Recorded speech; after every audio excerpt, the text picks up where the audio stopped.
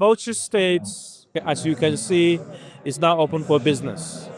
And from the people you have seen who flew from all over the world, some with their private jets, to come to this summit, it's a clear indication that Bauchi has marketed itself as an investment haven in Northeast, and not only in the Northeast, in Northern Nigeria generally. We have signed an MoU worth $1 billion of investments, and that's just the beginning. We are likely to sign another total of another $1 billion investment. So if you take $2 billion of investments for a state like Bauchi, it's transformative. And these are just 2 projects or 3 projects. And from what we are seeing from the letters of intent we received from many, many investors. In fact, the last time I counted, we had about 51. And now we have even more than that. So it means that the potentials is not just solid minerals. A number are interested in agriculture, a number are interested in food processing, a number are interested in livestock and meat processing, and a number are interested in education, health, and ICT.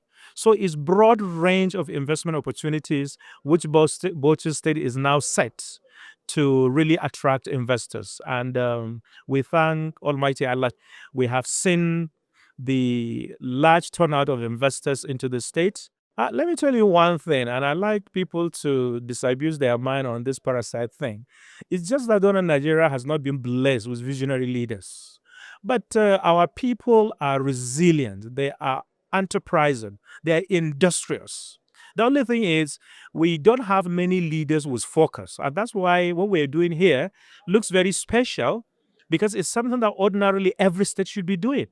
But unfortunately, many of them are interested in other things. If not like that, Northern Nigeria should be able to feed the entire West Africa with food. We should be able to provide education, health, infrastructure funding for other countries in Africa, not the other way around. You understand? So I think Bauchi State has already overcome that. And part of the deal I personally had with the governor of Bauchi State is that I'm not going to sign off to any summits if the summit will only end by the time the last siren leaves. So, but he agreed. So we had pre-summit activities. Now we have the summit. Our model is inclusive mining, exploration, and development.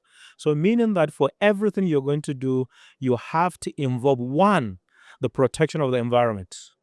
That's one thing we're missing. People just mine and we don't care about the environment. I personally am not a fan of mining because up to now, our environmental standards are not really, are not very good. Some they are there, but the oversight and the implementation to make sure that we're doing the right thing, to protect the environment, to protect the people who live within the mining sites, we are not really doing a very good job as a country. This we must confess.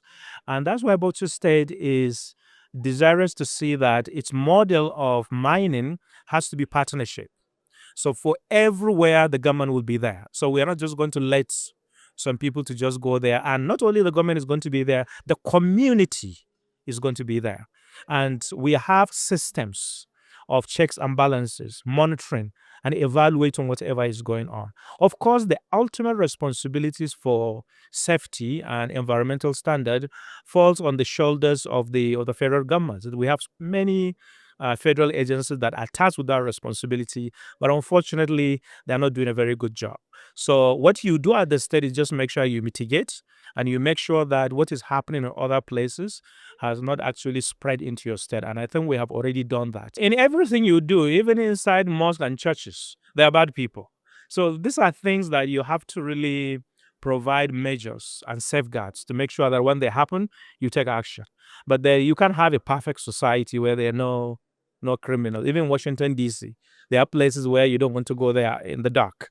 so talk less of developing countries like ours. So In your post event, yes. yeah, so what we are doing in Bauchi State is to make sure that one, we have learned from the mistakes of other places, and we have seen best practices of other places based on the limited resources we have in terms of financing and the human resources.